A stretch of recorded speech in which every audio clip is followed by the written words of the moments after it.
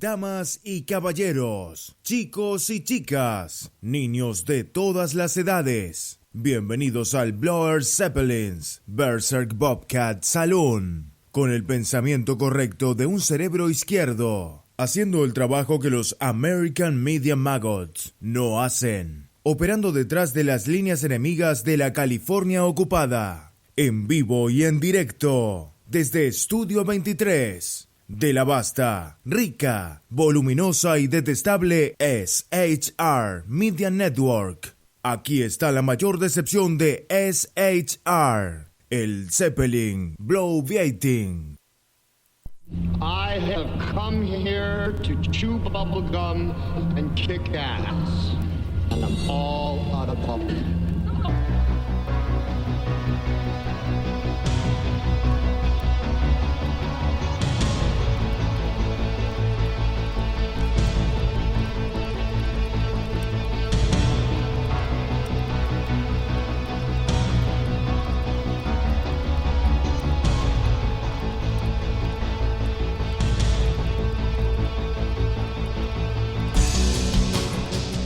Ladies and gentlemen, boys and girls, children of all ages, welcome to the Bloviating Zeppelin's Berserk Bobcat Saloon radio show, live and direct right here on the SHR Media Network. It would appear that I believe we're going to have a very good show tonight. You got to belly up to the bar. We've kept your seat, and it's great to see you back. And who do I mean? I mean, welcome to Simone. Welcome to Mike. Welcome to Whiskey Dale. Welcome to Mary Brockman. Mary Brockman. Let's see. I think Biff is going to be your bartender tonight. He hasn't had his sex change yet. He's considering it, and I'm not funding it, okay? Just want to let you know. So right now, he pours with the best of them, and the lava lamp is, in fact, lighted to my left, your right. Nothing much is happening with the lava lamp because I turned it on about maybe a half hour ago, but that means that you can listen and chat at shrmedia.com, and it also means you can watch the show on the SHR Media Facebook page, the SHR Media YouTube channel, and the SHR Media Group Periscope page. Gotta say this, like I normally say, we don't water our drinks just like we don't water our conversations, politics, religion, crime, culture, race, economics, sex, science, law. We talk about it all here, right here in the saloon. Nothing is sacred. The speech is free, but the booze, it is not. All we ask is that you flush the toilet, jiggle the handle when you go in there, and please make sure that you tip your waitress tonight in the saloon.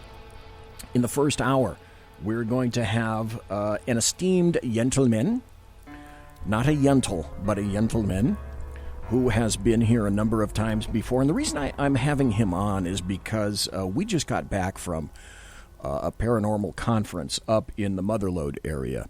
And I want to talk to him tonight about that and a bunch of other things. It could be none other than Alan Thomas, who is a paranormal investigator extraordinaire, and and an all-around great troop. Let's see if we can get in touch with Alan. One ringy-dingy. Whiskey Dale, he only takes tips. Thank you very nicely. Ooh, Whiskey Dale, Clyde rules. Yeah, if I had the cam over there on that. Alan Thomas, is that you, sir?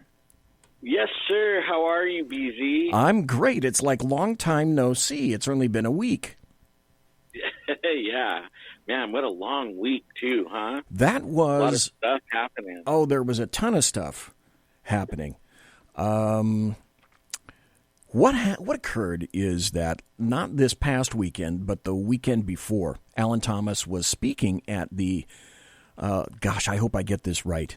At the ParaQuest Paranormal, I guess you could call it a conference, but it was up in the Motherlode in California, which is basically the foothills of California going east of Sacramento. And it was in a little town called Jackson, California, not the Jackson of the Nancy Sinatra fame. But it's a cute little town, and I went up there to go see Alan speak, and let's see, it started on Saturday. It was basically all day Saturday, and once Saturday was, so basically Saturday was a whole bunch of speakers and a lot of people that I'd never met before. But apparently Alan has met these folks before. And there were tons of interesting speakers. I don't know if you guys can hear this. I got to tell you. Okay, today is Tuesday. It's November the 13th, the year of our Lord, 2018. Last Thursday night, I'm sitting here in the chair, and I just start the show. I mean, at like 8:01. And the next thing I know, I rocket out of the chair, and I go around the corner, and it's because Demi, the studio cat, had come into the studio, and I normally wear shorts. I don't wear pants. I haven't worn pants in probably 30 decades by now. But all of a sudden, in this darkened studio, I feel something around my legs. The cat scared the crap out of me. And I don't know if you guys heard it in the background, but Demi, the cat, is somewhere in the studio here. And she just meowed, so I don't know. Unfortunately, I think that probably means that she needs to go out. But I'll have to wait until the break. And if something else happens, well, so be it then. One thing I wanted to start with, let me see if I have this. I don't know how influential this guy was in your life, Alan Thomas, but there's an individual who passed away yesterday at the age of 95, and his name was Stan Lee. And his name was actually Stan Lieber, Lieber. And he had a brother named Larry Lieber. Now, basically, Stan Lee, along with Jack Kirby, started Marvel Comics. He'd been in the comics business for quite some time. Larry Lieber was his brother, and Larry Lieber was an artist. He used to draw Spider-Man as a sub every once in a while. And Stan Lee was born in 1922. He went through World War II. I think he was in the Signal Corps, if I'm not mistaken. Survived World War II. Where he wrote promos, documentaries, things like that. And he went through the golden age of comics and then the silver age of comics. Well, essentially, he and Jack Kirby started Marvel Comics. I was a massive, I don't know if you guys just heard that, but I don't see the cat, but the cat just meowed again. All right. Anyway, he passed away yesterday at the age of 95.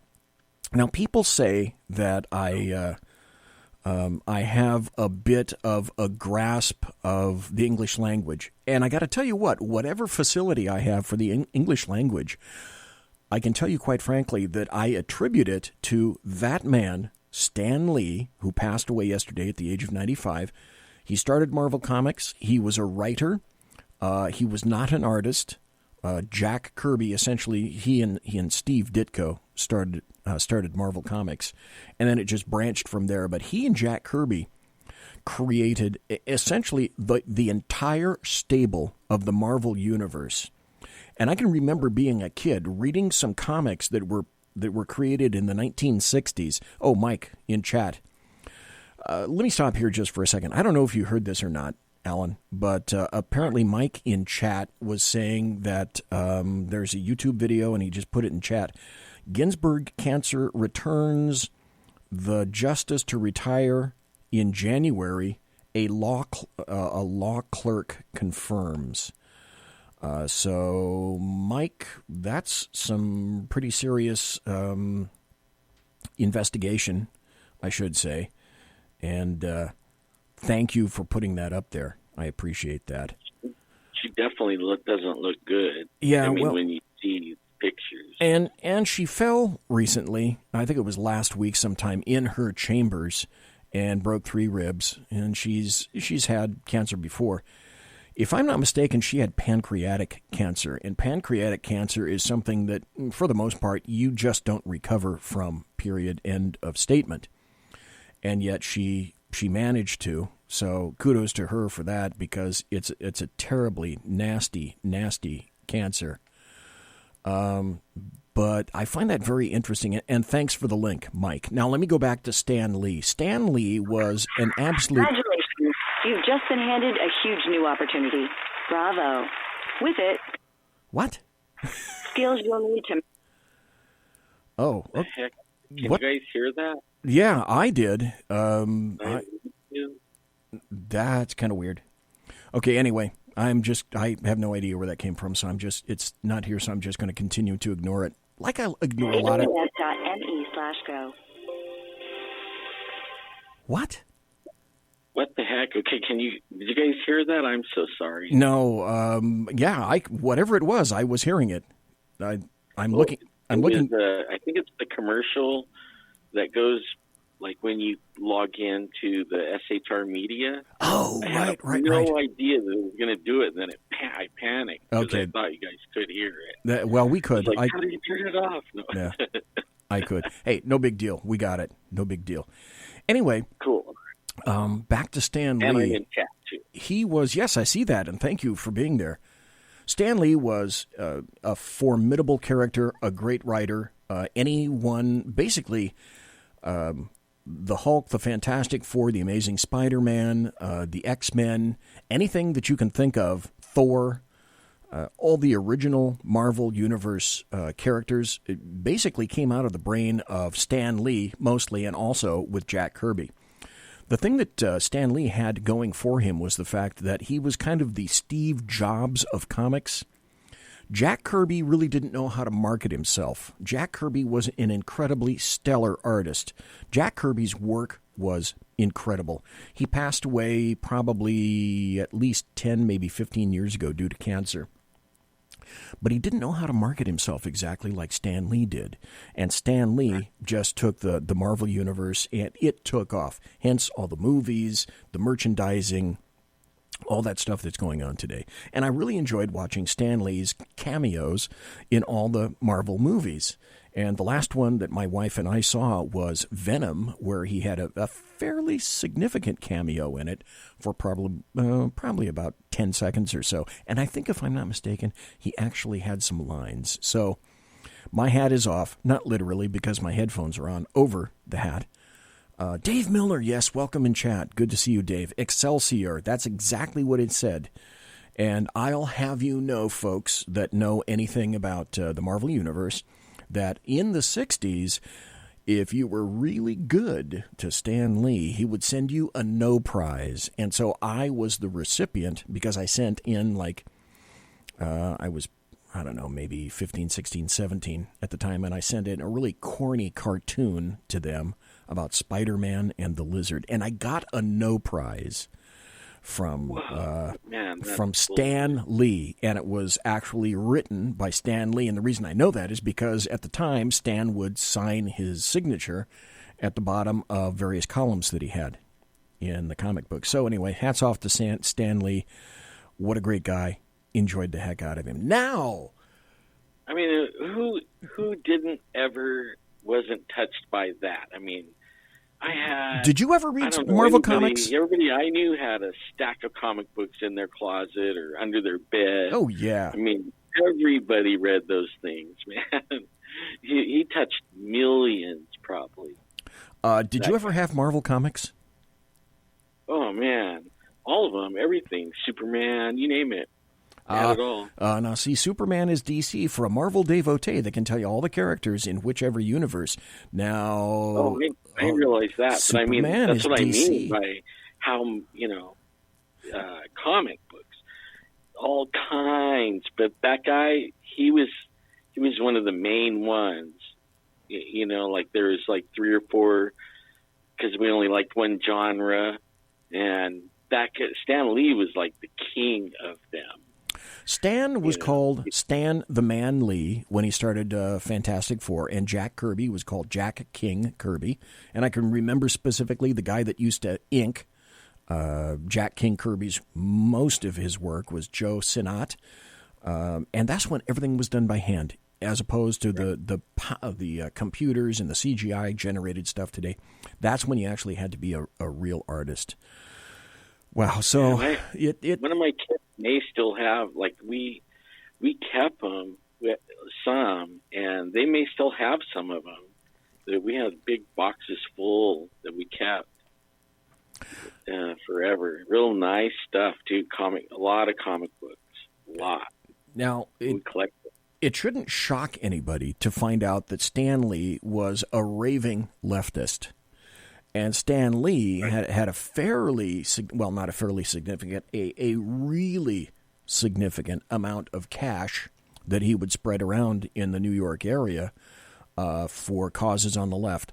Despite that, I love the hell out of Stan Lee because he was so instrumental in setting myself on the path of one of my majors.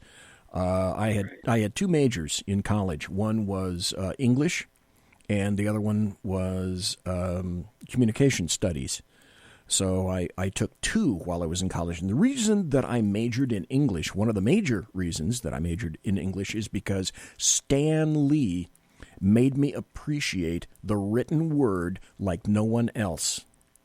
I can remember he made me go look. There wouldn't be one comic book that would come out when he didn't have a new word that I'd have to trot over to the dictionary to find out. I can remember when this phrase still sticks in my mind that Dr. Doom called somebody a trembling toady and a sniveling jackanape. And BZ had to trot out to the dictionary to try to find out what the hell a jackanape was and what a trembling toady was. So, Stan Lee, dude, you are going to be sorely missed. Anyway, yeah, that's a cool story, man. It really is. I like that. He's responsible for my interest in English, good or bad, whether I speak well or not. That's my responsibility. But he was the flame that lit that interest in English within me. Anyway, that having been said, again, you're good at it. I listen to you all the time. You have it down, man. You're the man. You should have the golden microphone. Right. Instead, my microphone is green. Anyway, that having been said, now we went, my wife and I went to listen to you speak on Saturday, not this past weekend, but the weekend before, up in Jackson, California, and there were a number of people that spoke before you, and the funny thing was that you apparently knew a lot of the people that were there, and the audience greatly interacted with a lot of folks. But the one thing that I want to mention to everybody here tonight is that of all of the people that were there, Alan walked into the room and captured the microphone and captured the audience, and everybody that was outside came back in to listen to Alan talk about Sasquatches, etc. And the people that had been not listening to all the prior speakers came in, and Alan was the presentation that got the most questions and the most interaction with the audience. And then everyone else at the very end of this thing, about 5 o'clock or so, everyone else came in and sat on a stool, and there were about 13 people there, including Alan, and the person that got the most questions asked of them was Alan about Sasquatches. And folks, if you haven't already, Alan, tell folks where they can go to listen to your show and maybe go and listen to some of the shows and the presentations that you have in archives. You could go to YouTube and type Squatch Zone. And then on top, when you go to my actual YouTube channel, I put a picture of the mountains as my cover picture. And that, what you're actually looking at when you look at the mountains, nobody knows this but me. This will be the first time I ever say this to anyone. All right. The picture is the area that we go investigate. And I mean, as wide as the camera is and as far deep as you could see, we have just combed that over, 20-something years. We have zeroed in, went all over the place, both sides of the river canyon, and found the areas where there was the most Sasquatch activity. and then figured out that we could follow the Sasquatch on the deer migration route, But yeah, that was so fun, BZ. It was a ton I of went fun. in winging it, totally winging it. Yeah. Well, anyways, okay, you go back to the YouTube channel, and then on the right side of that lower part of the cover picture, there's some links to Patreon.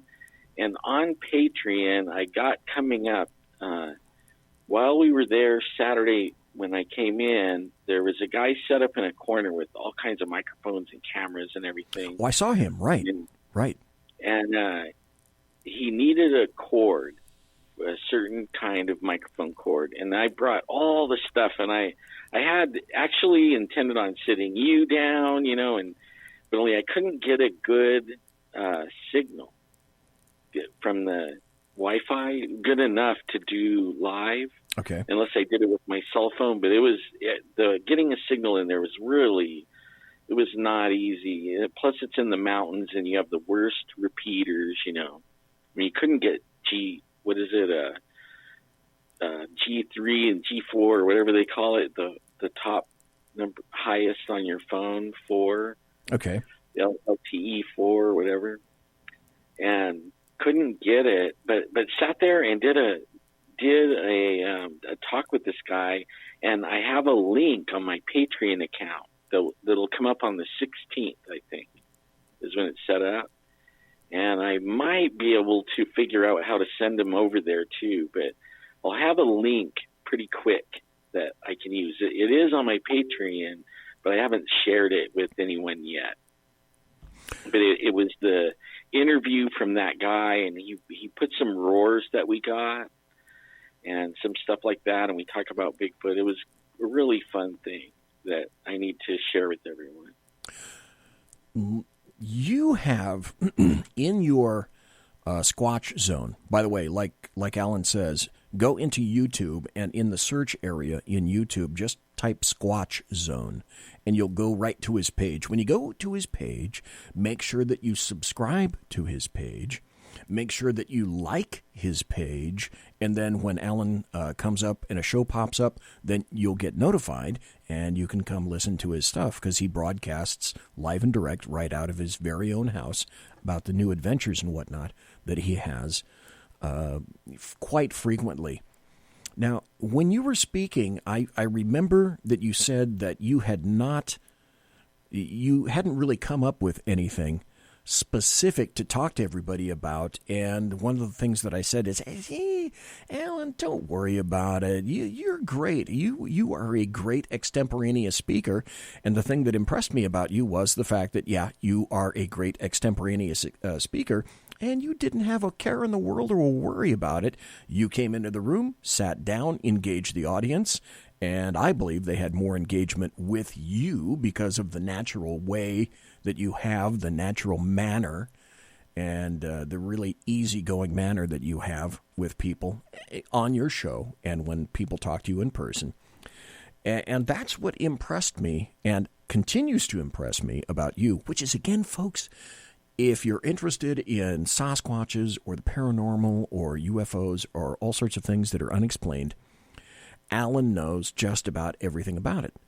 The other point is Alan is from the Fresno area, and I didn't realize until I started listening to Jeffrey Gonzalez, and specifically then to Alan mostly, that Fresno is a hotbed of really strange, just out-of-this-world stuff in terms of creatures, UFO sightings, Sasquatches. So we got about, we got about 6 more minutes before the bottom of the hour break. And so can you give us a little bit of an update, Alan Thomas, about what has been happening most recently in the world of Sasquatches? Because if I'm not mistaken, activity has really risen quite a bit. Yeah, what's really interesting about that was when we did that thing on Saturday, that I wanted to wing it, but I didn't want to talk about like what's already played on cable TV or, whatever we hammered on our shows several times over the years. I wanted to be really fresh, like what's going on, because what's so intriguing about it, and I kind of surprised those people over there, I think, too, when I told them that, I mean, here we are in the foothills. It looks just like the hills where I live. Probably just looks just like the hills where you live, right?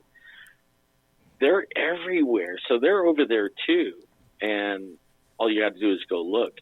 But we're finding them way down. I mean, we've got just recently, in just the last, 3 months, we've probably had 4 sightings in, down in the valley, like away, if you're driving in a car 55 miles an hour and driving straight into the Central Valley, right to the center of it, it would take an hour from the mountains.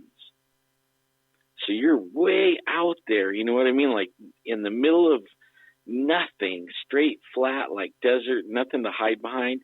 But you'd be surprised, the canals, the rivers, then there's little wild areas that people keep, they'll have like thousands of acres and they'll keep, several hundred of it wild, and these things, and they kind of connect, and they're using it and getting way out there, man, way out there. And lately, I don't even have to drive. We used to drive 3 hours to find the best place to have interaction with them and learn about them. Now we only go 20 minutes. And we're there, and we're not even in the mountains. We're right at the base of the foothills where the rivers meet the mountains, come out of the mountains. And, oh, man, it is. And I'm learning now about choke points, as they move down these things, and you figure out where they're going and everything, you can find areas where it narrows down to nothing. There's really nothing to hide behind. They just got to run for a little ways in a shallow area. So they got to get on all fours and take off down through there for about a couple of miles. That might be a really good place to set up with some kind of cameras and, a little ways off, maybe with those eye goggles that you have. Oh man, that was so great. That was the most fun I had, BZ, was out there, looking at the stars and with your goggles. Oh man, that was really cool. Well, what happened, folks, is that I got there on Friday, and from where my wife's house is in Sacramento up to Jackson is just, maybe a 45 minute drive. Well, Alan had to drive 4 hours or more. And I think it was more because he's driving from Fresno up to Jackson in the foothills. And then, if I'm not mistaken, a big-ass gravel truck crashed, and then you spent an assload of time just stuck in traffic. So basically, you spent all day Friday driving to get up there. So we had, we had dinner with Alan, we had lunch, we had breakfast with Alan. We got to talk a whole lot of stuff about the paranormal and Sasquatches in the Bible and just a ton of things with myself and my wife, who is really interested in all that kind of stuff. So when Alan is also talking about the stuff that we saw at night, I have some NVGs. I bought a pair of Ukrainian NVGs. These are a binocular set of night vision goggles. They're Generation 2, I think. And so they can see in the dark, and you see a green screen, and they also have the ability to see in complete darkness. So if you were to walk into a completely dark closet and fire those bad boys up, they go from a binocular into a monocular on the front, and they're fun as hell to watch. And so we took the NVGs and kind of bopped around to 2 separate locations to try to see if we could see something. My wife saw a bunch of stuff. Like, for example, if the ISS, the International Space Station, which I saw a couple of times, is floating above you, it comes in clear. It lets you see a field of stars like you've never, ever, ever seen before. If you thought you were in some place with no light pollution and you saw a lot of stars, oh my God, when you wear these things, you're going to see a ton of stars.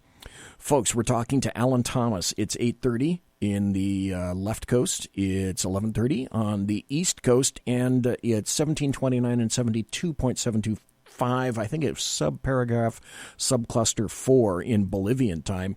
So we got to take a break. It's about 65 degrees. Yes. Yeah. Finally, it's getting cool these days. So, folks, we're going to take a break. We're talking to Alan Thomas. Don't go anywhere, because we are going to be right back. I believe so. Conservative media done right. You're listening to the SHR Media Network. Hey, it's Sean from the Sackheads Radio Show. Also one of the owners here at the SHR Media Network. Are you opinionated? Have you ever wanted to do your own show? Have you ever heard somebody like the Sackheads and go, yeah, I could probably do that better? Well, now's your chance.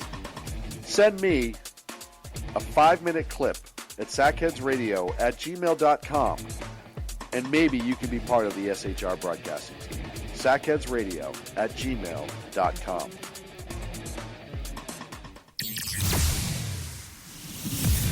Broadcasting behind enemy lines in occupied California, a mere 2 miles from the state capital, the bloviating Zeppelin's Berserk Bobcat Saloon radio show can be heard every Tuesday and Thursday night at 8 p.m. Pacific and 11 p.m. Eastern. Only on the SHR Media Network. Go to shrmedia.com to listen. You can also watch on the SHR Media Facebook page and the SHR Media YouTube channel. No goldfish were abused in the making of this ad.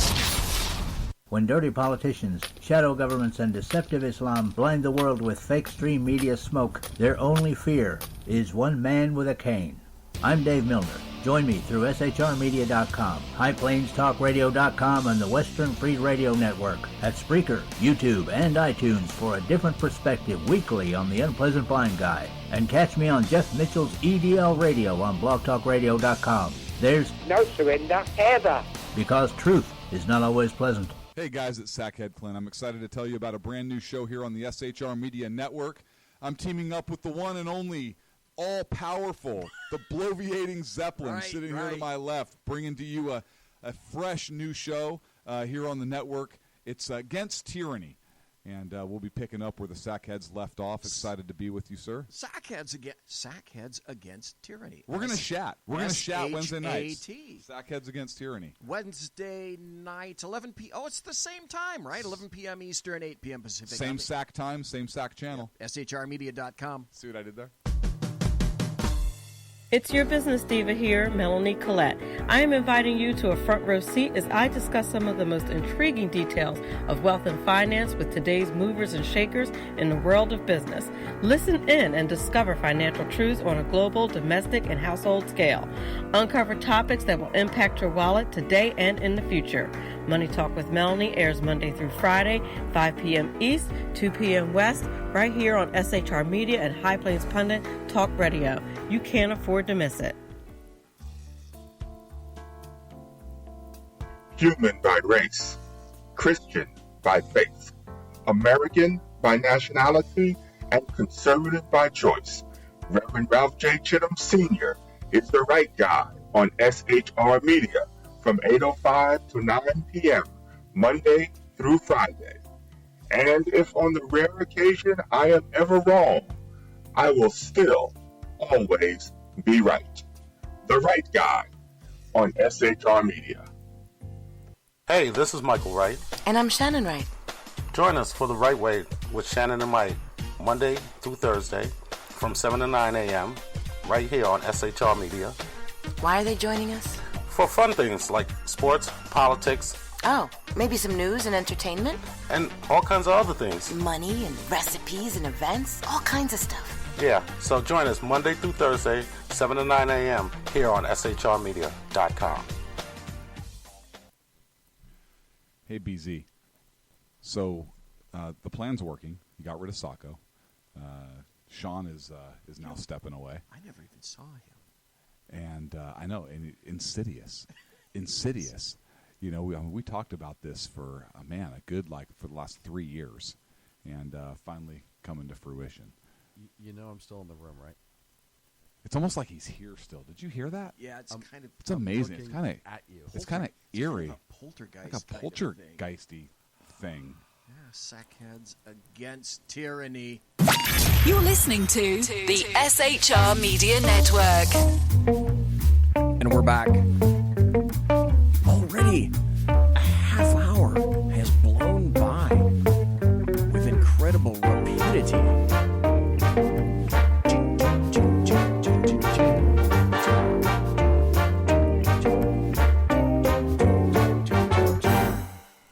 So, we are talking tonight, folks, ladies and gentlemen, boys and girls, children of all ages, to Alan Thomas, who is a famed and renowned Sasquatch, paranormal UFO, and unexplained investigator, researcher, and hunter, all wrapped up in the ultimate triumvirate, so to speak. And Alan, what I wanted to do is ask Alan about Sasquatches and some of the new things that have been occurring in the Squatch world. And he said that they're getting a lot closer to civilization. So that leads me to my next question, which is, are they coming down here, Alan, for just like food? Is it mostly a motivation in terms of food? You know, it would be, I would think it would be food, mainly because, you know, as you know, because we live here, everything is grown here. Everything. I mean, and then there's cats and dogs and coyotes and skunks and, you know, every kind of little animal living around. I mean, when you get down in water areas, they've probably been coming down here for a long time, and people are, and I just think there's maybe there's more of them or something, you know? Like, I've been wondering about that. Like, how many, for 20 years, never heard of not even a peep of them being down here. And then 5 years ago, we started tracking 5, and then one white one. So we think there's more than, 6 at least on one river, going miles, and they go up and down. So they're not all in one area all at one time. Sometimes they split up. I mean, it's really, and they head off, like a canal takes off, or there's a little creek that takes off. They'll send 2 or 3 down that way, and if there's any orange, especially oranges, they'll go in the oranges. At first I thought they were after oranges, only they're in there in times of the year when there's no oranges. There's tracks. We find tracks. And then we started realizing, because there's several of us walking around through this orange orchard, and you could take 2 steps and be gone, and nobody could see you. And I thought, oh my God, they're forest ninjas. Why wouldn't they want to be in that, in the orange trees? Because it's perfect for getting away and hiding. You could be gone in a second. Like, now you see me, now you don't, and you'll never see me again, type thing. And even you could do that, you know what I mean? Like, in the oranges, we could disappear. And it would be so easy. That's why they're there. But all the rest of the thing, it has to be food, and it's really cool they're down here, but man, they're really close to people. So, and I don't know how that really is, the relationship between Bigfoot and people. When you hear one thing and then you hear another thing too, When you were talking, one of the first things that I remember you said that Saturday, a weekend and a half ago, is that you quantified Sasquatches as, just like you said, ninjas, and that got a laugh out of a lot of people. But then that answers a lot of questions as well, too. And the first thing, when you were just talking now about why they came down here, perhaps it's food, there are still places for them to kind of disappear into the environment. One of the first things that I thought was, okay, then here's what I need to ask Alan. Are they kind of territorial, or are they a lot territorial? And also the other question is, up in the mountains, I live at about the 4,000-foot level in the Sierra Nevada mountains.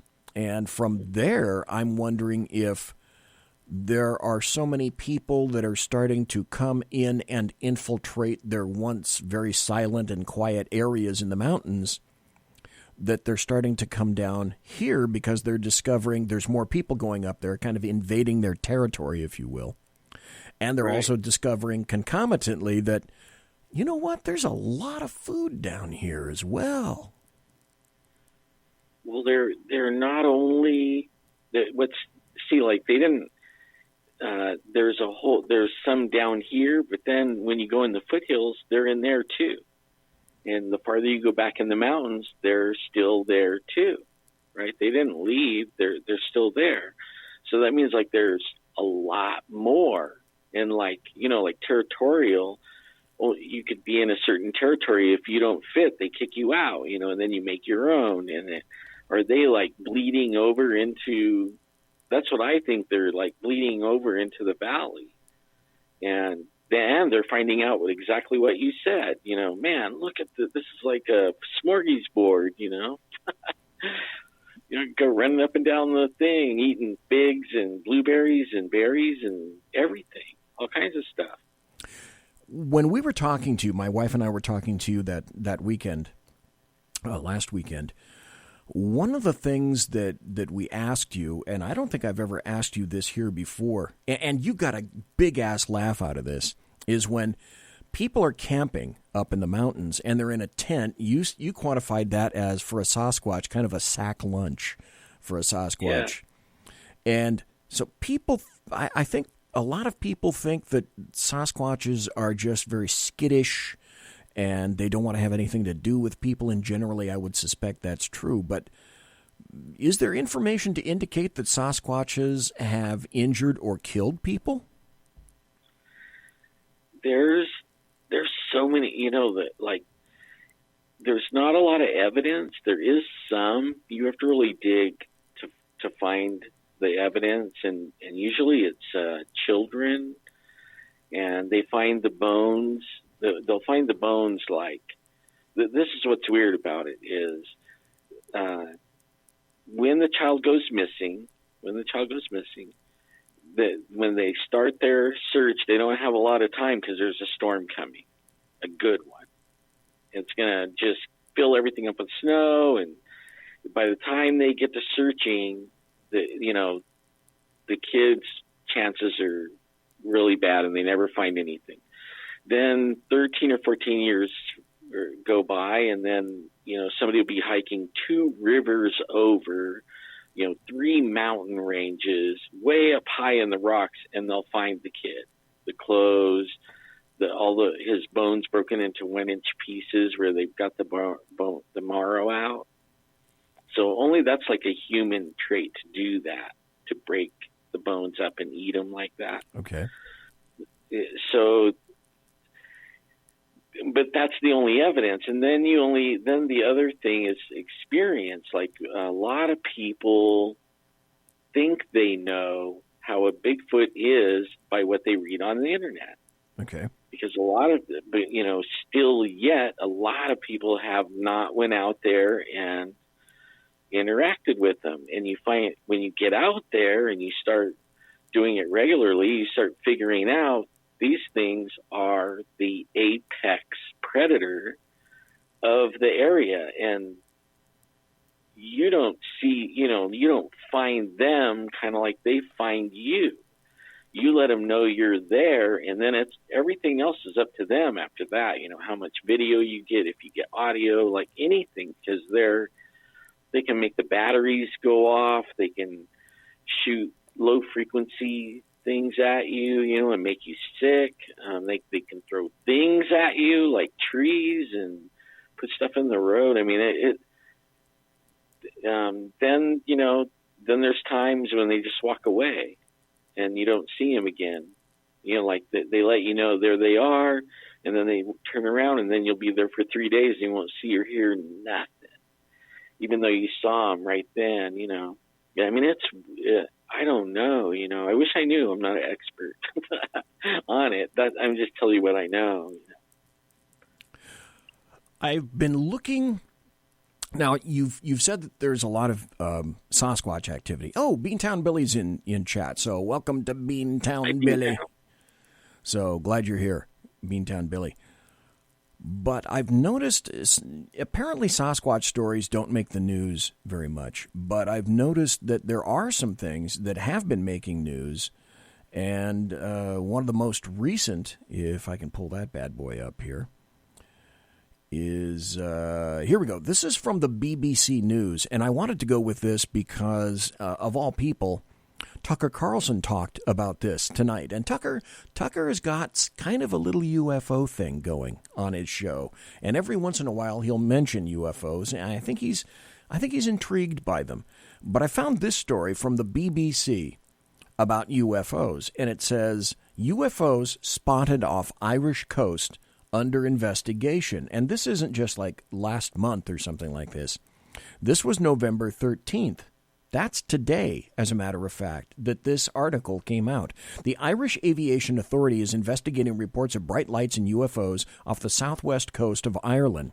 Beginning at 06:47 local time on Friday, November 9th, when a British Airways pilot contacted Shannon Air Traffic Control. She wanted to know if there were military exercises in the area because there was something moving very fast, and the air traffic controller said there was no such exercise. And the pilot, who was flying from the Canadian city of Montreal to Heathrow, said there was a very bright light, and the object had come up along the left side of the aircraft before it rapidly veered to the north. So she was wondering if what it could be, but said it did not seem to be heading for a collision. Then there was another pilot from a Virgin Air aircraft. It joined in and suggested that it might be a meteor or another object re-entering the Earth's atmosphere. And it was just very interesting. They said there were multiple objects following the same sort of trajectory and that they were very bright. And the pilot said he saw in the Virgin aircraft 2 bright lights over to the right which climbed away at speed. And when they mentioned speed, one pilot said the speed was astronomical. It was like Mach 2, which is twice the speed of sound. And so a lot of people tried to explain this away, but I'm sorry, comets don't speed away, and they don't climb either. And I found that observation very interesting. Then there's another observation. So let me ask you this before I go into some other stories. Does it seem to you that, as far as you can tell, that there are beginning to be an increase in UFO sightings in general? Yes. And I read that whole thing of what you're talking about, and there's some video out and also audio of that. And there's like 5 pilots that saw this. And one of them, it went right by him, right close to him, and then zoomed off. And at first they were thinking it was some kind of a asteroid. And then when it veered away, and then this other guy picked up on it, they realized it was a ship. And then there was another one over Sweden that was the size of a house, and then there was there was one with these kids. They took the mom's cell phone and they ran outside, and there was this weird looking ship up there, and they're videotaping it and everything. And then right when he says, "Hey, Mom, come out and look at this," all of a sudden it just starts jetting away from him in the video and disappears. Just goes. And I mean, it's like huge. It's a big old giant thing. So then she comes out and they do all kinds of stuff and everything's cool. And then she goes back in the house and he goes back outside and he's playing. He looks up, there it is again in a different spot. So he runs in and grabs the phone and he videotapes it there too until he gets scared. He's like 7 years old. And he takes off and runs in the house and shuts the phone off. But really good video. Yes, it's on, man. Just like on the stage, the ghost thing is off the charts. All the different, everything, you name it, whatever flavor, tutti frutti, all of it, everything's like on the rise.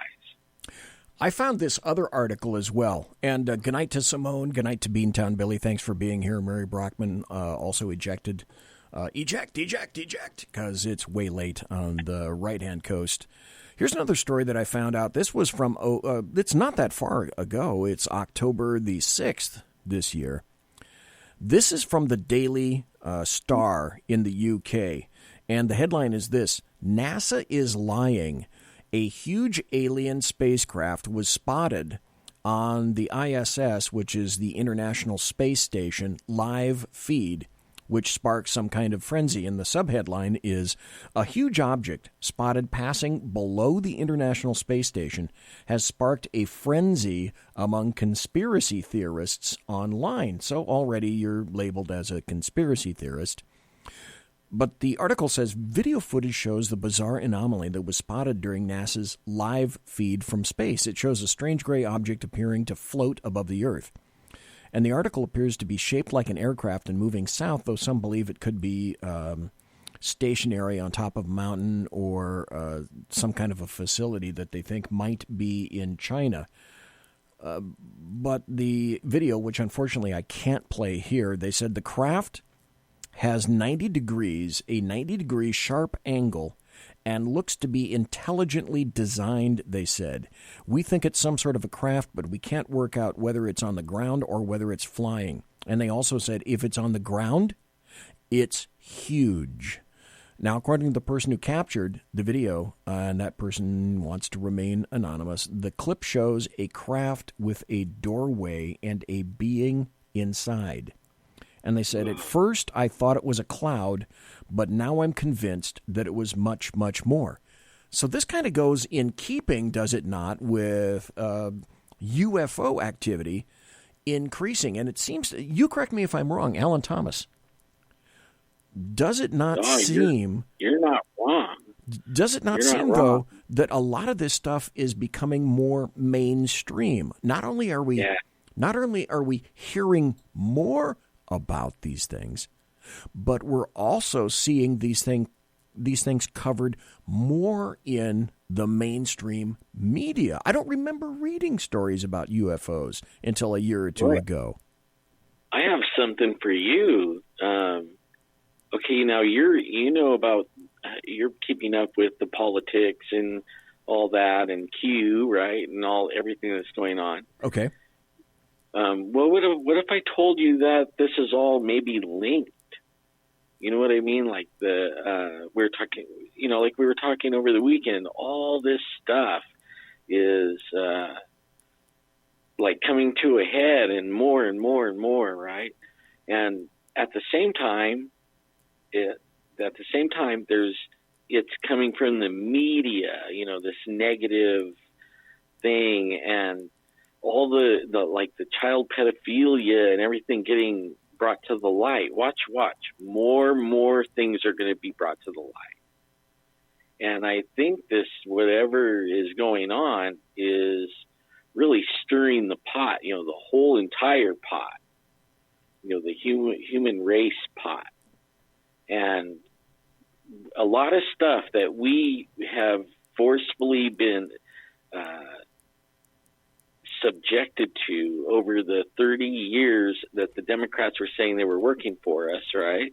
Mm-hmm. And all these great, wonderful works and everything that you can't find one thing that they did that was good if you really go look. And that's Republicans too, pretty much. And then look at how it's unraveling all before us, right in front of us. Yep. And, I mean, at the moment it looks bad, but that's like when you shoot something, and it falls on the ground and it's still kicking, and sometimes it might jump up and run 150 yards and then fall down again, That's what we're seeing now is something that thinks it's in that danger, and they're going to fight like you never seen. And it's going to be in the evil side, the whole, everything, the paranormal world, everything's going to get everything's going to be off the hook, everything. Hey, welcome to Andy Wood, who just stepped into chat. Andy, good to see you. Thanks for being here tonight. Here's a final article, because we got about 5 minutes left before the top of the hour. This is from the Charlotte Observer. And again, this is another timely incident that I unearthed. This is from September, just a month or so ago. This is from September this year from the Charlotte Observer, and I find how they describe this craft. I have heard you talk about these things before, but the headline says, a mysterious square aircraft hovering in the night sky, quote, scared me to death, a North Carolina man says. Another alleged UFO sighting near Charlotte has appeared on Facebook, and in this case, it was posted by a husband and father who says he does not necessarily believe in UFOs. Javian Hill, 35, of Kings Mountain, North Carolina, says he took several photos of the object during a storm on the night of August 18th as he drove on US 74 southwest of Charlotte. The images feature something square hovering above the tree line with its edges fringed in lights. He told the Charlotte Observer the craft frightened him to the point that he didn't sleep that night. I was on my way home with my wife on the speakerphone, and it looked like there was a tornado coming, so I was trying to take a picture of the clouds for my wife. He said, but then I saw something that wasn't normal, and I was like, oh my God, what is that? I started trying to take as many pictures of it as possible while I was driving. Hill says he pulled over at the next exit to try to get video, and the aircraft had vanished. A heavy rain followed instantly, he said. And I'm reading more and more of these things in the mainstream media, and as you indicate, you seem to think that this is leading to some kind of a culmination which affects essentially everything, is what you're saying, right. Alan Thomas. Yeah, I can't wait for, what you just shared was incredible. I hope I get to see something like that. But, it's happening all over the place. And if you go and look on YouTube, there's video after video after video. And recent, like 2 or 3 yesterday and 2 or 3 the day before, and the government releasing them. And it's really getting out there, just like everything else, really getting out there. And I think people are going to be watching the news, and pretty soon the news is going to have to talk about some of the stuff that, is going to be revealed. And as we watch the Constitution be re-put in its place, I think people are going to have a rude awakening, the one that really are, got their head in the sand, really. Final question, and we're talking to Alan Thomas, a Sasquatch, UFO, paranormal, and unexplained investigator, researcher, and hunter. One final question for you, Alan Thomas, tonight. Do you believe in our lifetime, maybe not mine, because I'm in my 7th decade, but maybe in, the next 20 years, let's say. Do you think we will find concrete evidence of a UFO / extraterrestrial life / or an actual contact? I think that's one of the things we're going to learn about here. Probably, I wouldn't even give it this year, the whole year being out before a lot of this is out. And in fact, I would tell, like I was encouraging people on my last show a couple of nights ago, right now, just because of the stuff going on, especially in California with all the fires and you name it, there's shootings everywhere, fires everywhere. All kinds of weirdness. If I was everybody, I would have a few days of stuff stored up, water and some food and stuff, and have some cash on hand. Yep. Because it's crazy times right now, what we're in. Really. That's a good thing to do, just if for no other reason than account of because. Right. And I said this a long time ago. I'm an oath keeper. I'm a silverback. I'm I've been in law enforcement for 41 years. I've seen a lot of crazy stuff, and I prepped for craziness. I've been doing it for a long time. I've got water, I've got food, I've got bang sticks, I've got things that go into bang sticks. Cool. I've got essentially what I need. I've got literally years of stuff from Wise Food Storage, if for no other reason than the fires that we're seeing these days and any kind of a natural event can catch people unprepared. And we do, folks. You do need to be prepared just in case. And you don't have to put tinfoil on your head to realize that sometimes a tornado, a flood, any kind of a natural disaster, fire, whatever it may be, you don't want to be caught with your pants down, and you want to be able to evacuate appropriately or shelter in place if need be. And you just got to be prepared for this stuff because these are kind of wonky times. I think that's the technical term for these times, isn't it, Alan Thomas? That these are wonky times. Well, think about it like this: like Trump just signed an executive order or something like that, and it gave him certain powers when there was a certain situation. Okay, now if that situation comes up, things can maybe get a little dicey for people for a couple of weeks or something, a week or two, and it would be wise to be thinking like that. Like, if it doesn't happen, great. It didn't happen. But if it does happen and you're caught short, then, we should have been looking around at what's going on and planning accordingly, because it's pretty in your face, really. Best to be prepared. The people that have their face stuck in CNN, I feel sorry for them. Yeah, well, Jesus, that's another topic entirely.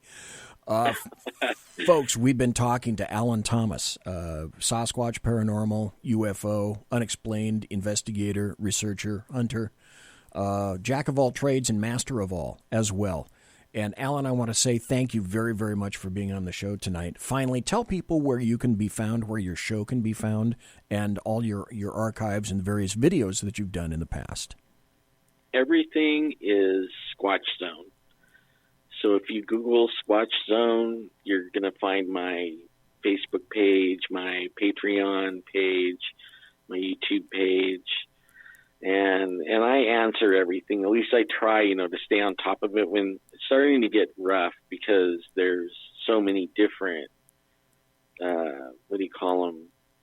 places, you know what I mean? Like I haven't looked at the Twitter one in a week, and the Facebook one has been a little rough to get to, and you just, you hit and miss. At least lately it's been hit or miss for me. Pretty busy. But only it was fun. One thing really quick, on that Saturday, what was really fun is when we started tying things together, like what we're doing right now. Right. And everyone was realizing that maybe these vibrations and all this stuff is connected. There was a connection. And you could see it in everybody's face, like it was like, whoa, like, that they were barely grasping that, in their mind. And I thought that was really cool because I don't think any of them had ever thought about it. Well, we got to have you back. Well, obviously, duh, we'll have you back. And someday I would like you to come back, and I'll have just a ton of questions that probably my wife will have designed for me, where we'll just sit down and we'll go through just a 2-hour brain-glazing show about everything. Because I think you're right. I think there are so many elements that are aligning themselves up right now in every aspect and segment of this world. And something is about to break. I don't know what it is, but I would suspect that pretty much everyone's spidey sense is tingling, and no one can tell you exactly why. But that was a good analogy, to put on that, because that's what I've been telling everybody, is the spider sense. How long have you felt like you needed to be prepping, and how a lot of people, and so there's feelings that everybody's sharing, and that's why there's groups of them now, because they're all feeling it. As they said in the movies, I sense a disturbance in the force. Yes, sir, right there. Okay, folks, Alan Thomas, thank you ever so kindly again, sir. We got to take a break. When we come back, would you believe that BZ might have a bucket load of happy stories and some incredible news stories that you need to hear about? Why, the answer would be clearly yes. Don't go anywhere. Come right back. Pretty please. Bye, guys. Conservative media done right. You're listening to the SHR Media Network. Hey, it's Sean from the Sackheads Radio Show, also one of the owners here at the SHR Media Network. Are you opinionated? Have you ever wanted to do your own show? Have you ever heard somebody like the Sackheads and go, yeah, I could probably do that better? Well, now's your chance. Send me a 5-minute clip at sackheadsradio@gmail.com, and maybe you can be part of the SHR broadcasting team. sackheadsradio@gmail.com.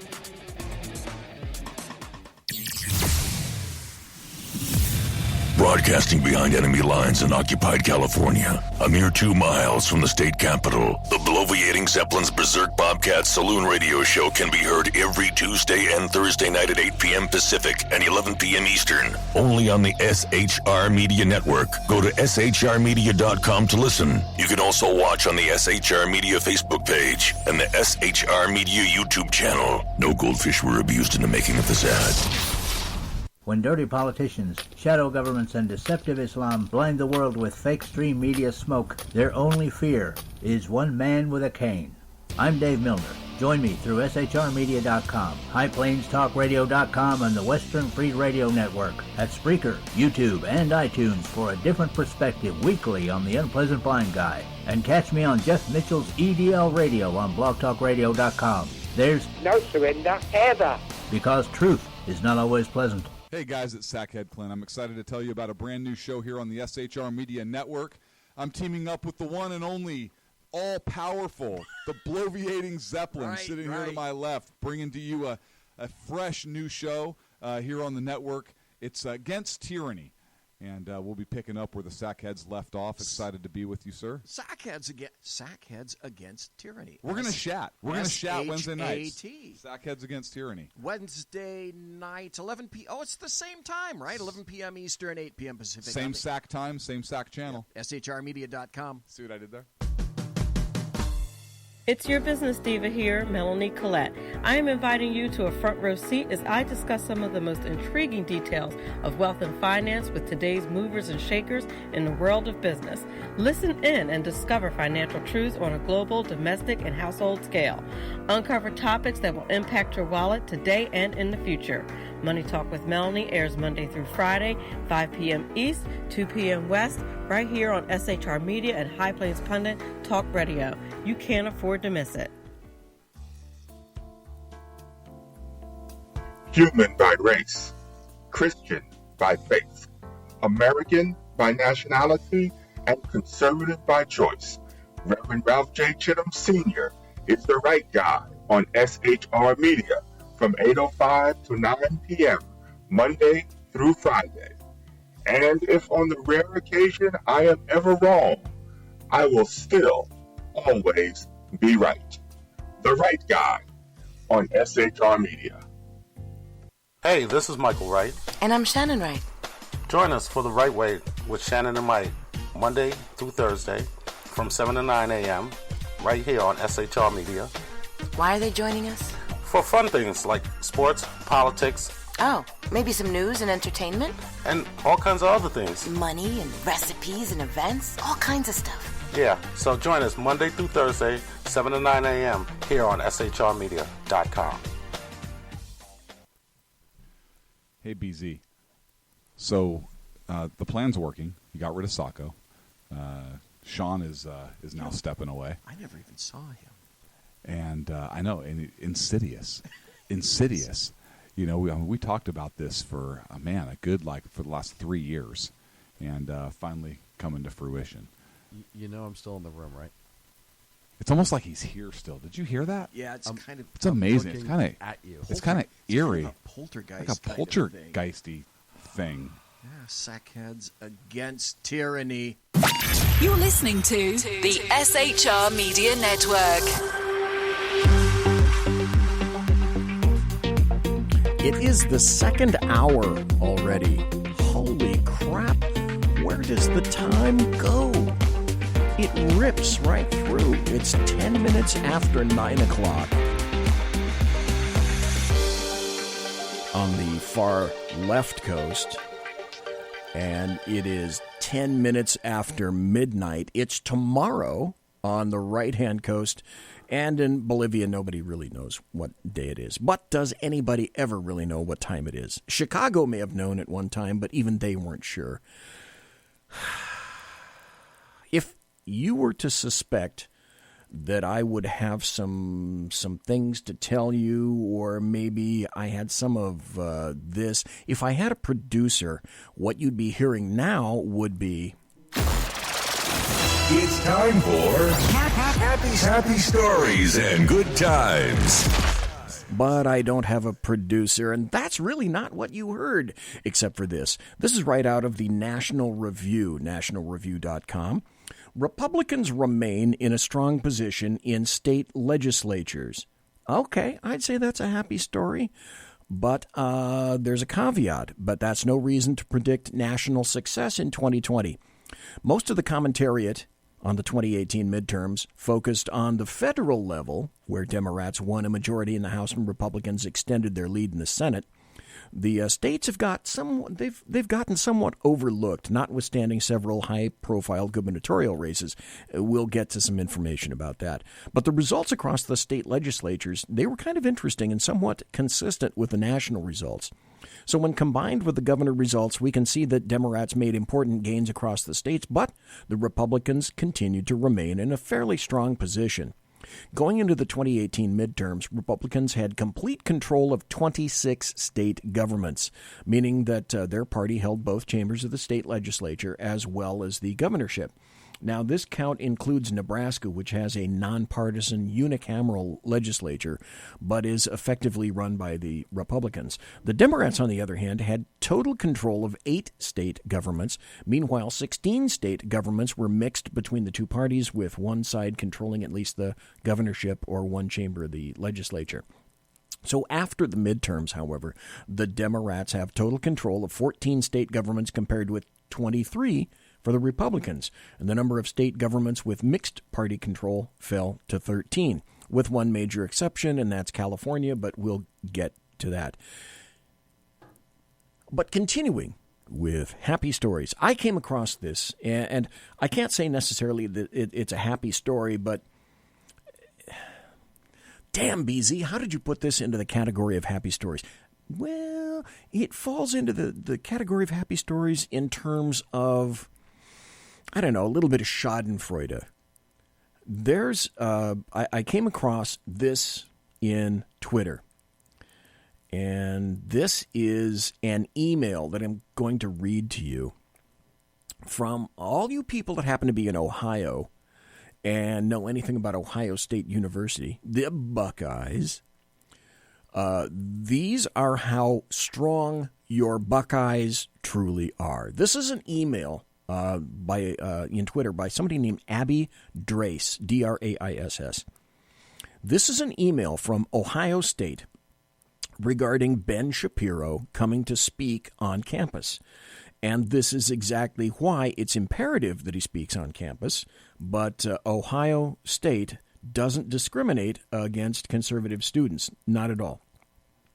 This was, and you can see that it's official. It was proffered by Ohio State, and it's just, folks, this is a perfect example, endemic of why it is that it's late. I can say this now. These pussies and dildos and fucktards that are on the left, you'll understand why I quantify them like this, because here's the message shipped out to its lily-livered students from Ohio State University.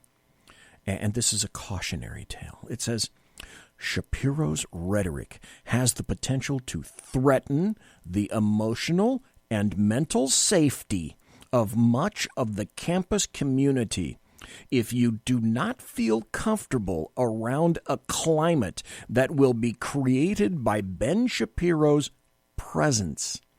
We encourage you to seek, I'm not making this up, we encourage you to seek a safe environment for yourself, knowing the hostile environment that can result from these kinds of events. We encourage you to seek an inclusive environment and reach out to talk with someone. And then in bold letters it says, if you do not have a safe space or would prefer not to be alone, please feel free to join other moral, M-O-R-R-I-L-L, scholars and our staff in the MSP learning community on the 3rd floor of Blackburn House tonight from 5 p.m.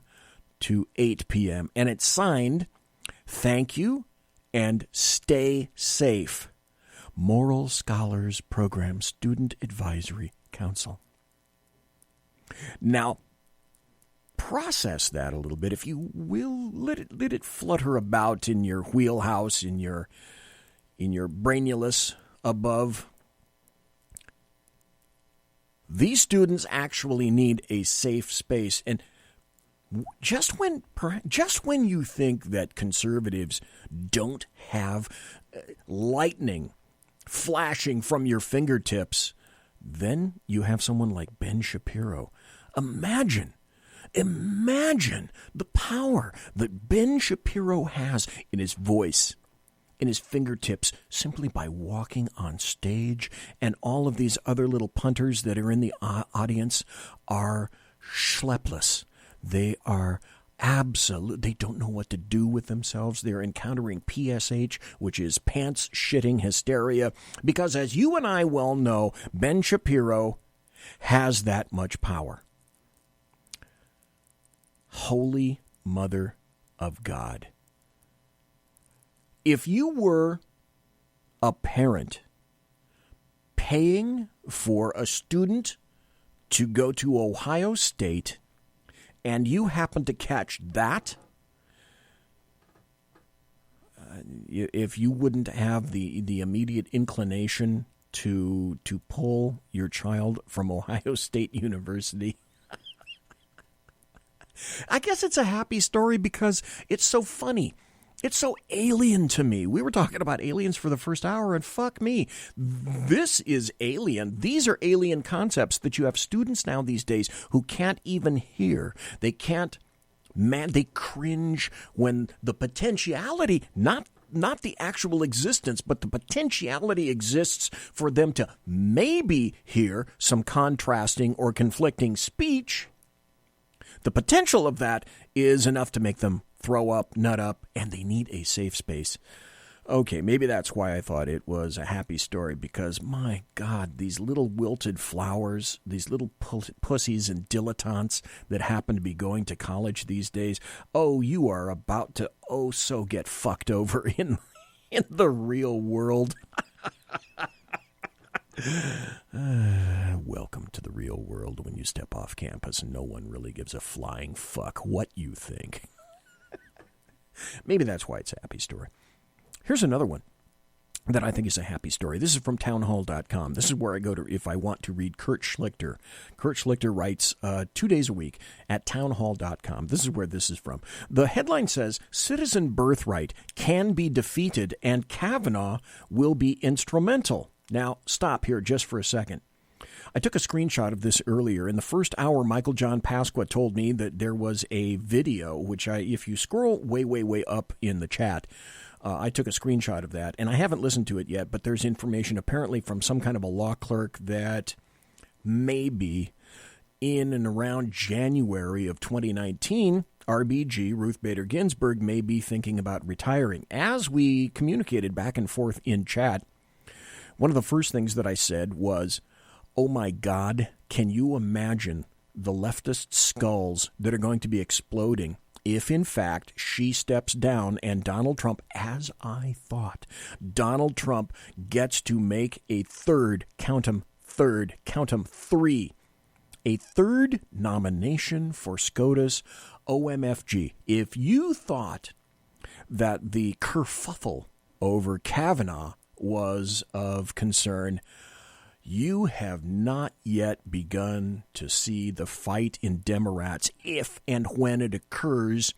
that Ruth Bader Ginsburg steps down, creating a vacancy in SCOTUS. Because if, in fact, that occurs and it gets filled by someone, my only guess is, and I can't think of her name, but it's going to be the likely the conservative female that Dianne Feinstein criticized for basically being religious in any fashion. And she said, Dianne Feinstein said of this young judge, this female, oh, the dogma lives loudly in you. So I guess basically if you're a religious person, if you're not just completely secular, then according to leftists, Democrats, and the American media maggots, you are not fit for a judgeship. So OMG, if this comes to fruition and Donald John Trump, the guy with the dead orange cat on his head, gets to make a third nomination for SCOTUS,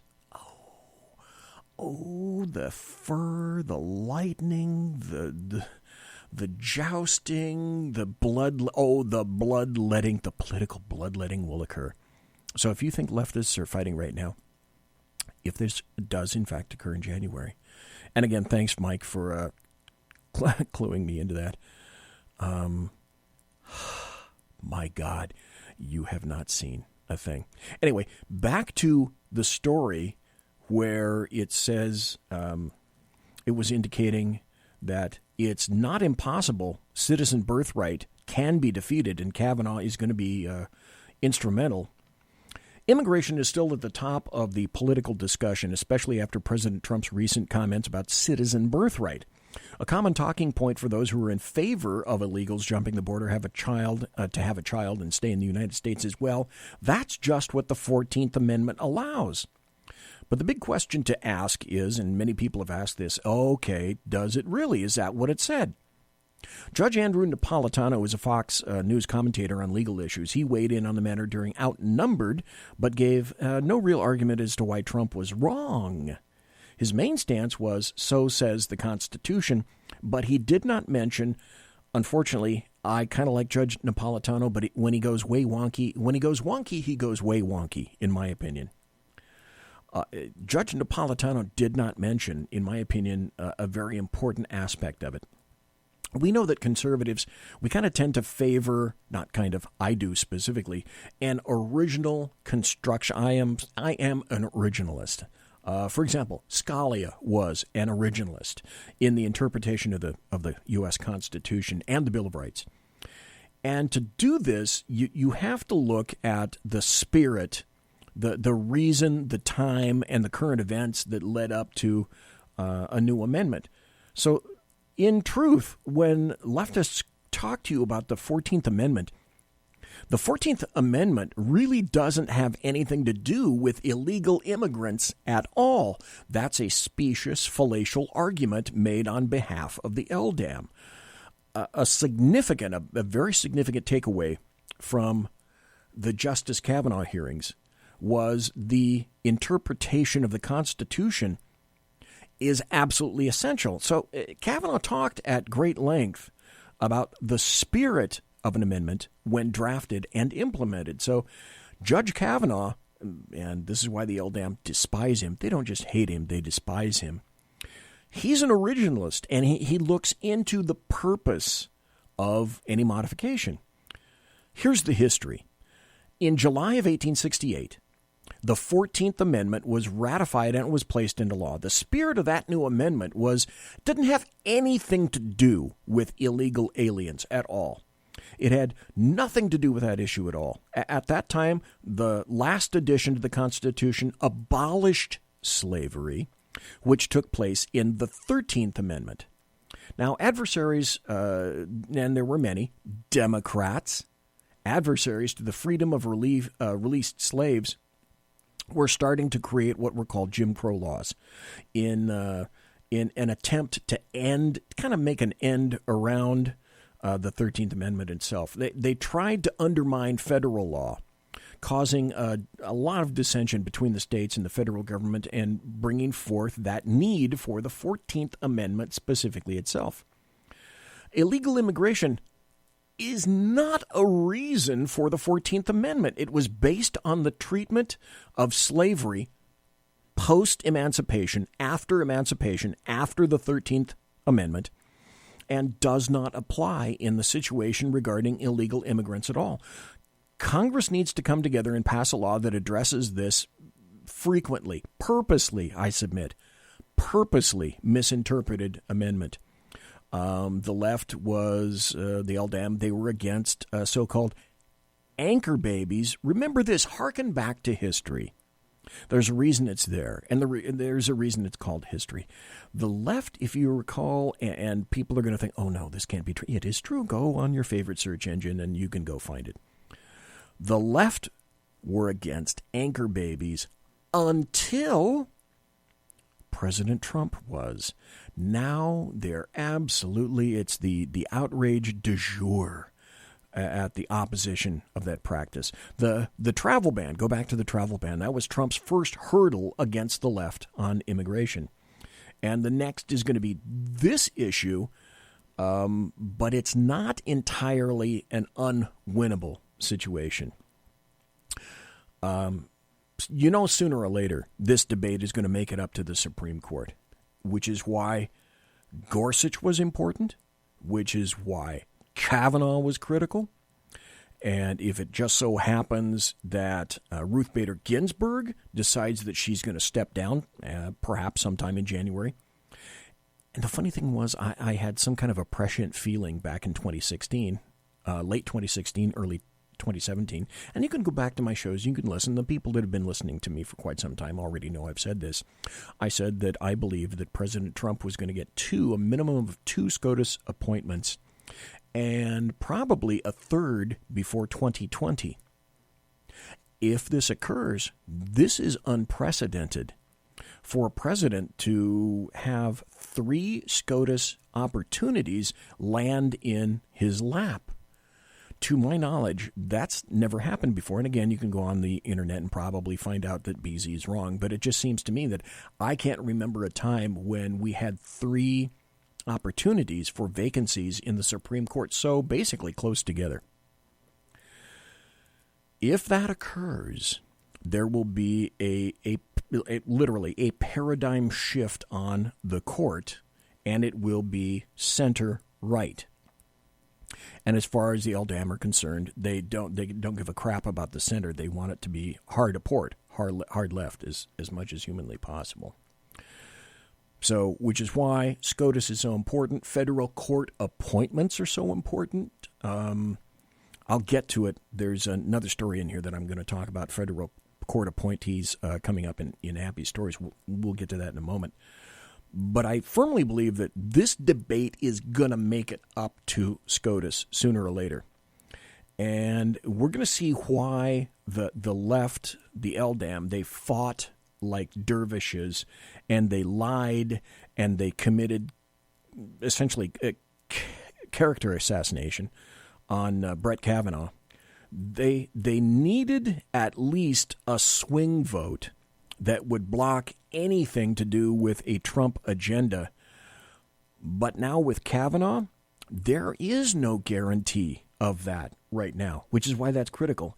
And which is why, if true, if the criticality is about to ratchet up geometrically, if you can feature this, if RBG vacates her position in 2019. And we all know I got about one more minute before the bottom of the hour break. We all know that an originalist on the Supreme Court, like Scalia, a brilliant individual, is absolutely paramount because the 4 liberal leftist justices would guaranteed they would somehow find a way to relate that amendment, the 14th Amendment, to immigration. And in terms of the history and the spirit of the law, there's the letter of the law and the spirit of the law. In terms of the crafting of that amendment, the 13th and the 14th, it had nothing to do with immigration or illegal immigration. It had absolutely everything to do with slavery, and at the time that those things were occurring. So the LDAM are going to bring on pro-amnesty immigration talking heads. They're going to pose as immigration pundits. They will guaranteed they will craft some kind of a massive immigration crisis, kind of like the caravan. Oh, that reminds me. I need to find that video. There's some audio from a video that just came out, and during the break here, Amy Coney Barrett. Yes, that's it. Mike in chat. Yes, Amy Coney Barrett. And she's the one that Feinstein says the dogma lives loudly within you, because Amy Coney Barrett she's a religious individual. Damn her for being religious. Anyway, during the break, I'm going to see if I can find that video about the true nature of the caravan that's coming in. I have so much to talk about tonight, just like every night. And the tough thing for me, folks, is to try to figure out what I'm going to talk about and what I won't talk about in 2 hours, because, oh my God, the Chinese once said, may you live in interesting times. And these are, ladies and gentlemen, interesting times. I am BZ, the bloviating Zeppelin, and you are listening to BZ's Berserk Bobcat Saloon radio show, live and direct right here on the SHR Media Network. Conservative media done right. You're listening to the SHR Media Network. Hey, it's Sean from the Sackheads radio show, also one of the owners here at the SHR Media Network. Are you opinionated? Have you ever wanted to do your own show? Have you ever heard somebody like the Sackheads and go, yeah, I could probably do that better? Well, now's your chance. Send me a 5-minute clip at sackheadsradio@gmail.com, and maybe you can be part of the SHR broadcasting team. sackheadsradio@gmail.com.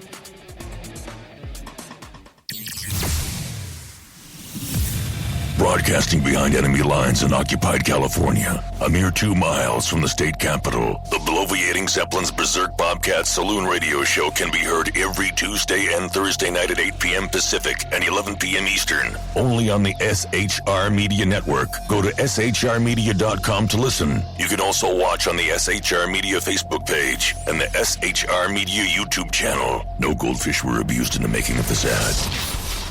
When dirty politicians, shadow governments, and deceptive Islam blind the world with fake stream media smoke, their only fear is one man with a cane. I'm Dave Milner. Join me through SHRmedia.com, HighPlainsTalkRadio.com, and the Western Free Radio Network at Spreaker, YouTube, and iTunes for a different perspective weekly on the Unpleasant Blind Guy. And catch me on Jeff Mitchell's EDL Radio on BlogTalkRadio.com. There's no surrender ever, because truth is not always pleasant.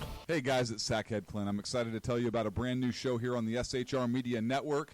I'm teaming up with the one and only all-powerful, the bloviating Zeppelin, sitting here to my left, bringing to you a fresh new show here on the network. It's Against Tyranny, and we'll be picking up where the Sackheads left off. Excited to be with you, sir. Sackheads Against Tyranny. We're going to chat. We're going to chat Wednesday nights. Sackheads Against Tyranny. Wednesday night, 11 p.m. Oh, it's the same time, right? 11 p.m. Eastern, 8 p.m. Pacific. Same SAC time, same SAC channel. Yep. SHRmedia.com. See what I did there?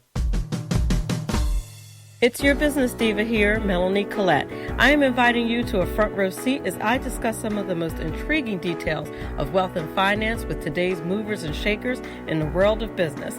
Listen in and discover financial truths on a global, domestic, and household scale.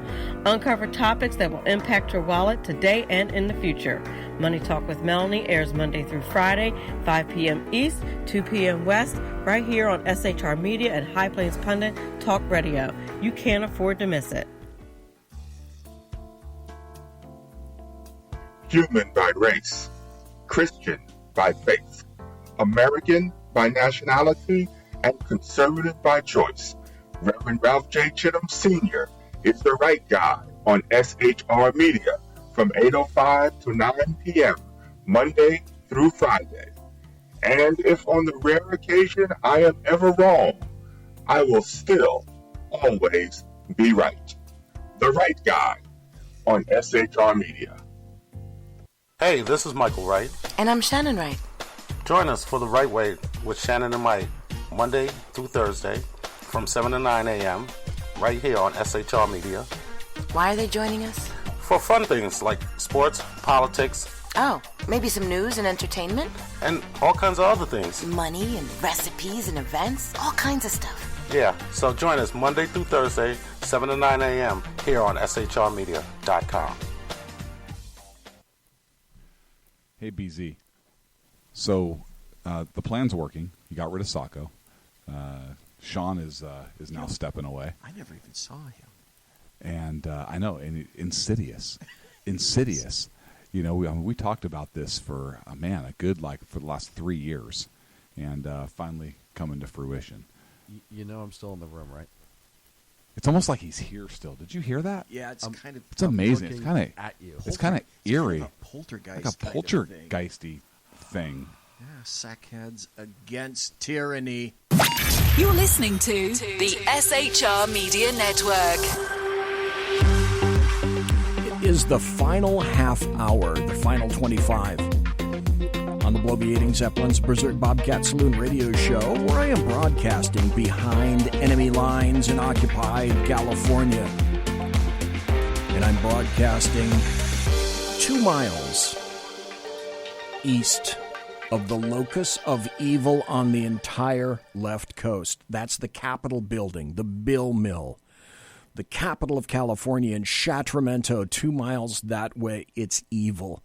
Evil. And when I leave via this door to my left tonight, as I go outside, I'm going to smell smoke. I'm going to smell an assload of smoke from all the fires in Paradise and up in Northern California, because it's been blanketing Sacramento for quite some time.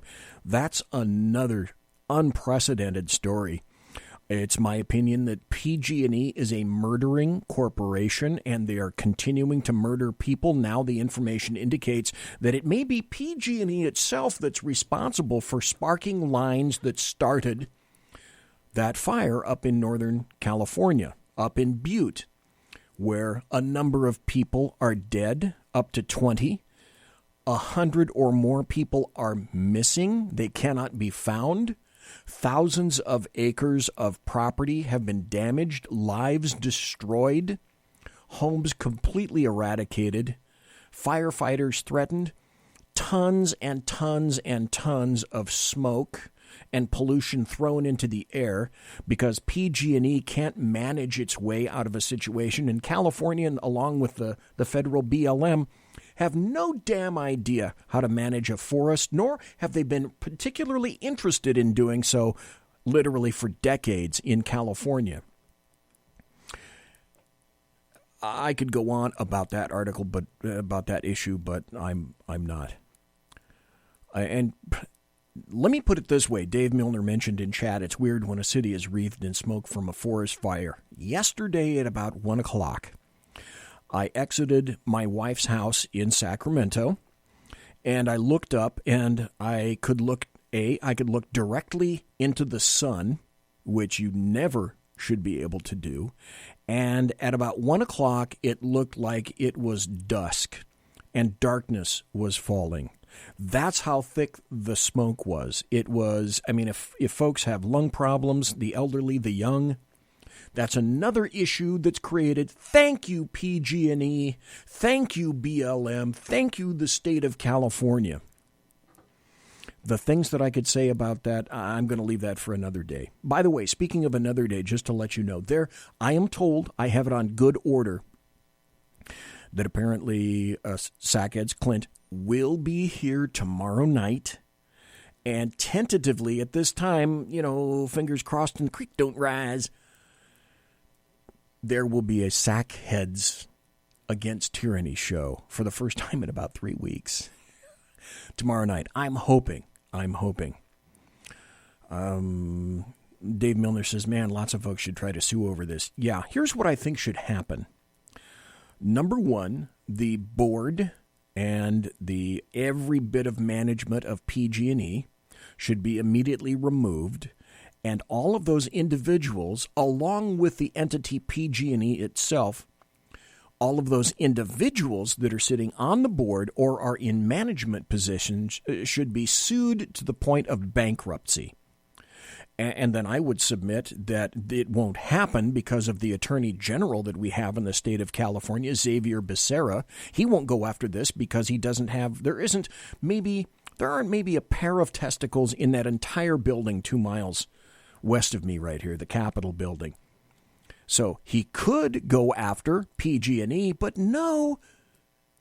They passed a bill in the state of California which alleviates some of the liability and responsibility from people like PG&E, entities and corporations from PG&E, so they don't go bankrupt themselves. As I said when I read that article, are you fucking kidding me? And the answer is no, I'm not. This is not the night for me to talk about that.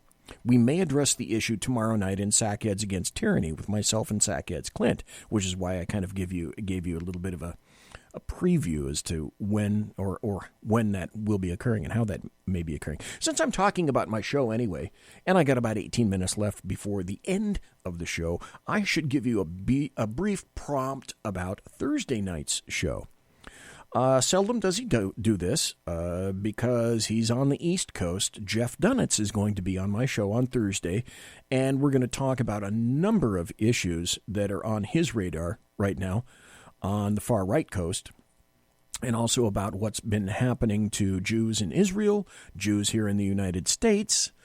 There are multiple issues that are going on right now. There are issues on everything.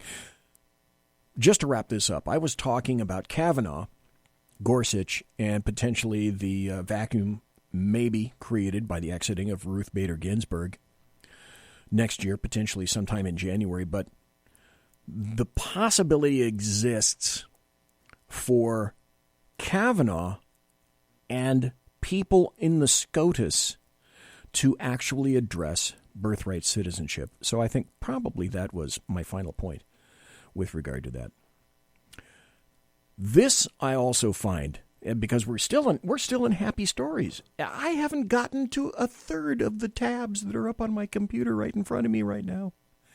This is a happy story because this came out of, I guess you could say, left field. And I didn't see this coming. I'm glad because I'm going to let you know about it right now.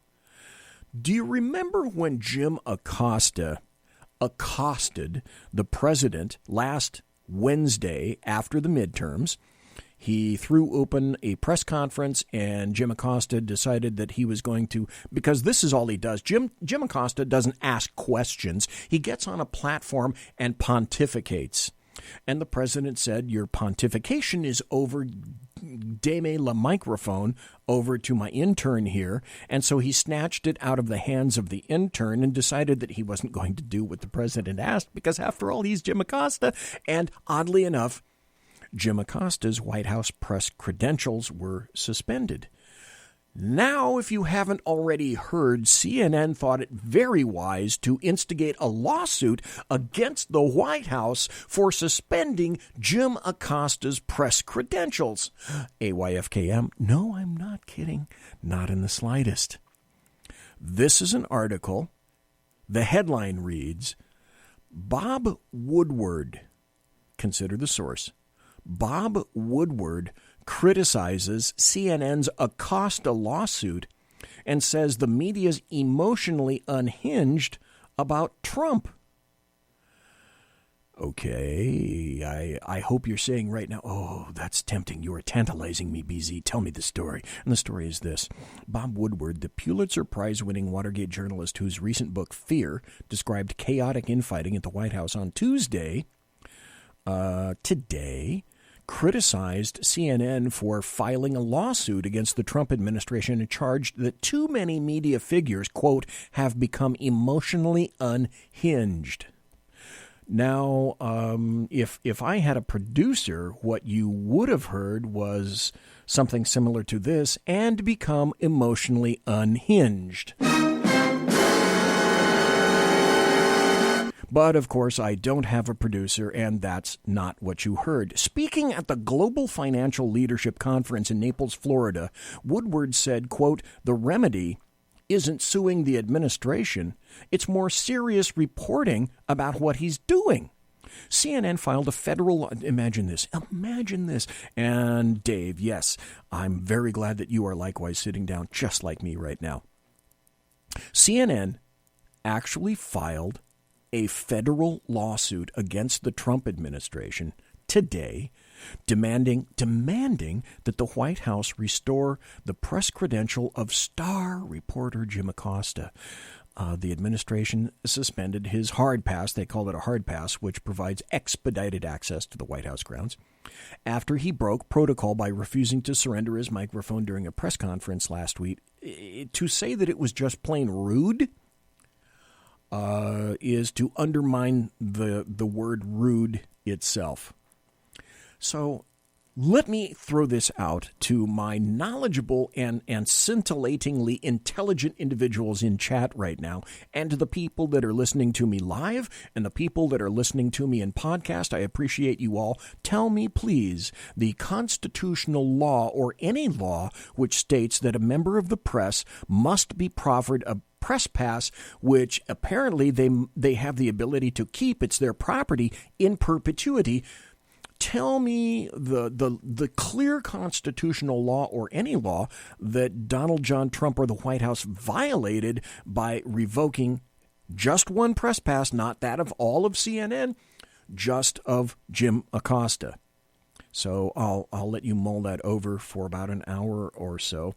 Acosta continued to pepper Trump with a barrage of declarative statements and a few questions, but mostly he pontificated. And he was trying to talk over the president, which is something you don't really do. Do you think in all of the world that Jim Acosta would have deigned to remotely treat Barack Hussein Obama in this fashion? And the answer is a clear no, not just a hell no, but an extra crispy with unleaded added no and a cherry on top. You know that for a fact. Woodward continued to say, in the news media, there's been an emotional reaction to Trump. Too many people for Trump or against Trump have become emotionally unhinged about this. And for Woodward to say that, I completely concur. Woodward added that CNN was taking Trump's bait. Oh, that brings up another issue entirely.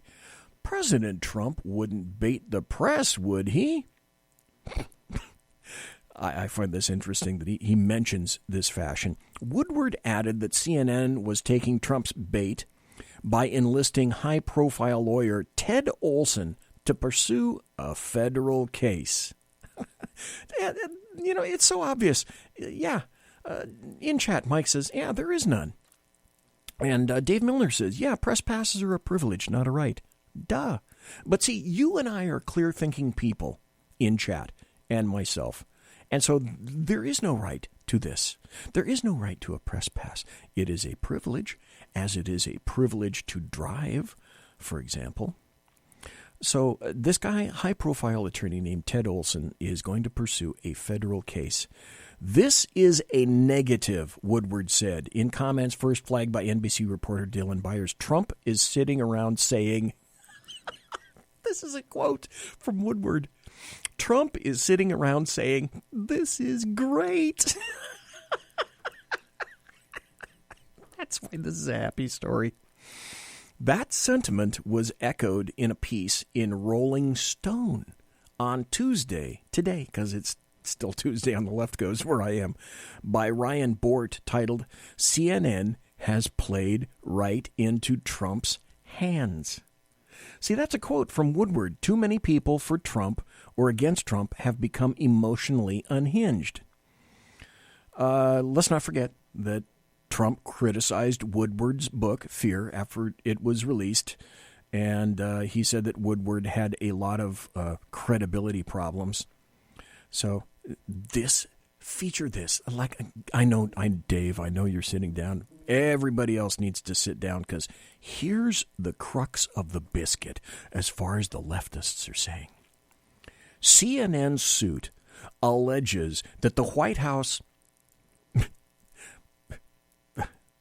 I'm going to have a tough time saying this, okay? So give me a second. The White House violated Jim Acosta's First and Fifth Amendment rights by punishing him for the content of his speech without providing notice or any due process. So, were you aware, folks, that you deserve due process for a press pass? Although the White House maintains that Acosta was penalized solely because he's a shit stick. Oh, I'm sorry. No, it's not in there. That was BZ pontificating there for a second. I'm sorry. You try to take this stuff seriously, and that I got to go back a little bit. That's one of the reasons that I created Happy Stories, is because some of these stories are so out there. They're so in the wind. They're so preposterous. I tried to create some kind of a category in which to place them, and I kind of think now, in retrospect, yeah, I kind of like placing them in happy stories, like Dave says in chat. Man, that's a weak argument. Dave, that's an argument that a fifth grader would make, much less a high-paid attorney. Here's the other good part of this with regards to CNN. Ted Olson, this dude, if he's a really high-priced attorney, you can bet your aircraft signaling system that he's charging CNN at least $1,000 an hour to take this case. Because pro bono, oh, no. He's not taking this case pro bono. He's charging the living shit out of CNN to take this case because he doesn't give a crap whether or not he wins it. I mean, if he wins it, my God, what a ridiculous day that will be if, in fact, he wins. He's not. He's going to get shot down in flames like a bad kamikaze pilot. Yeah, that's a specious argument at best. Okay, let's continue now. Here's another happy story. This is from Breitbart. Georgia state senator arrested during count every vote protest. Oh, no. Are you saying that a senator got arrested? Oh, listen to this. First-term Georgia state senator Nikema Williams, Atlanta, Democrat, was Democrat. You didn't think that, didn't you? Was among a handful of demonstrators detained and removed from the Capitol during a protest today, Tuesday. In a video shared to Twitter, Williams, the first vice chair of the Democrat Party of Georgia, is seen standing in the Capitol rotunda as officers placed plastic restraints on her wrist and carted her away. I was not yelling, she said. I was chanting, Williams said in the video. I stood peaceably next to my constituents because they wanted their voices to be heard, and now I'm being arrested. You know, this really shouldn't have anything to do with it, but I'm going to mention it because in today's society, yeah, melanin count is everything. She happens to be a black woman, and the person that's handcuffing her is a black officer. Now, customarily, that wouldn't have crap to do with Shinola about anything, but I just find that also to be just a bit of schadenfreude leveled. Okay, I got about 6 minutes left. I'm going to jump ahead to all these, God, I've got a lot of stuff. But I had to find this. And I haven't even gotten into the, yeah, Dave Miller says 2 words, boo and who. Alan Thomas says, yeah, Alan, that's what I say too. I haven't even gotten into the caravan. And here's a video, I think it's about 5 minutes 4 minutes, 5 minutes, something like that. I'm going to play the whole thing. And if I have to go into overtime to sign off the show, then OFW, that's what I'm going to do. This is a guy named, I think it's Amy, A-M-I Horowitz. And he's got a couple of videos out that are quite scintillating. One of them was blacks requiring ID, and all the whites said that no, blacks should not need ID because basically the whites were saying they're too stupid to know how to get ID. And the blacks that he interviewed said, what the hell are those racists talking about? Anyway, he created this video. He goes to Mexico and he embeds himself with the migrant caravan. And so he proffers here what is the truth about the migrant caravan. Oh, I'm sorry. It's not 5 minutes. It's 2 minutes and 18 seconds. And there are some things in here that are in print that I'm going to have to tell you about. But other than that, it's all audio. So I shouldn't go all that terribly long. I got 5 more minutes for the show. So I want to play this. It's about 2 minutes and 18 seconds by Ami Horowitz, and he's embedded with the migrant caravan. I'm here in southern Mexico in the state of Oaxaca. Despite the framing of the caravan as being full of women and children, the reality on the ground is quite different. Approximately 90 to 95% of the migrants were male. Did you hear that? 90 to 95% of the migrants are male. The major narrative being pushed by the press has been that the migrants are leaving Honduras because they're escaping extreme violence, and that their lives are under constant threat, setting up the strategy that they would be able to enter the U.S. by asking for asylum. Okay, so what he's doing is he's walking through the caravan, and this is apparently stalled for a while. There are tents, there are people playing soccer, so they're being well cared for, and then a truck full of 5-gallon water bottles drives by. So that tells you this thing is well funded. We'll listen again carefully. Why are you coming to America? Económica. To get a job, to work. I want to finish my studies. There's a massive logistical effort underway, akin to moving an army, and is clearly costing someone millions of dollars for the transportation, food, water, medicine, and services that are being provided for the members of the caravan. It's a supply chain that is being delivered by an army of trucks, ever present among the thousands. Army of trucks, we're talking about flatbed, Kenworths, Peterbilts, big-ass trucks. Of migrants are workers of Pueblo Sin Fronteras, clad in black T-shirts and colored vests. Pueblo Sin Fronteras, that means people without borders. Go quick like a bunny on your favorite search engine and go enter Pueblo, Pueblo, Sin, S-I-N, Fronteras, Fronteras, and see what you get. Pueblo Sin Fronteras means people without borders. They're the ones that seem to be most involved in organizing and mobilizing this caravan. The organization... So wait, weren't we told that this was completely spontaneous? This caravan was a spontaneous result of oppression in all these Southern American countries, weren't they? As the name implies, is looking to create a world without borders, which seems to be one of the reasons why they organized this caravan in the first place, to flout American sovereignty. Thank you. To flout American sovereignty. Many of the Frontera workers have a very interesting perspective on the United States. He says the U.S. is nothing because there's lots of racism there. Continuing my trip with the migrants, I decided to hop on the back of one of these trucks and hitch a ride with them. America also has very generous benefits for people who live in America. Is that something you want to take advantage of as well? Yes, it is. Yes, of course. To improve our life through those benefits. It does seem as the majority of these migrants are friendly and simply trying to make a better life for themselves and their families. There's an undeniable element of the migrants who are violent and dangerous. Imagine that. Yes, there are some bad people here. Actually, during the journey, we've been victims of violence. Verbally and physically. Some may be escaping from bad things in their past. That's what you needed to hear. Hey, no borders organized by people who believe no borders, and this is an assault on the United States of America. It is an invasion. Make no mistake. Monsieur!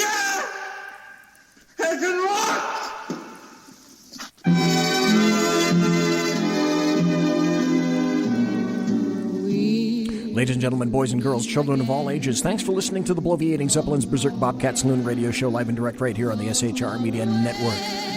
I want to thank Alan Thomas for being here in the first hour. If you want to contact me, you can find me on Twitter at BZEP, B-Z-E-P, and at my blog at bloviatingzeppelin.net. My original intro music is by Possessed Tranquility. You can find them at reverbnation.com. Promotional consideration is by the Lockheed Martin Skunk Works, and of course by the Boeing Company. If it ain't Boeing, I ain't going, and also Pratt & Whitney Engines Thrust. You can trust Tiaras by My Little Pony. And also mandatory thanks to my personal KC-135 Kettle One refueling team, with whom I will be concerting in less than an hour. Soon there will be t-shirts available in the Zep Works that anybody can buy that have that logo right on them. Thank you, folks, for listening live tonight. Thanks to Alan Thomas for being here. Tomorrow night, Sackheads Against Tyranny, same bat time, same bat channel, 8 p.m. Thursday night, back here in the saloon, Jeff Dunitz. Be here. Aloha. Thank you very much. God bless. Take care. Be safe.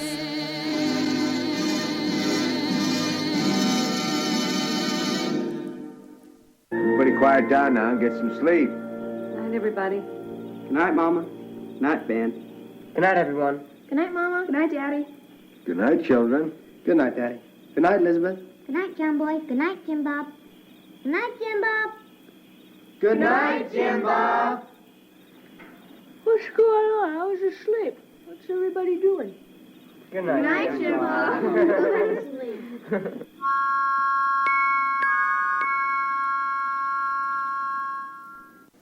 Good night, and good luck.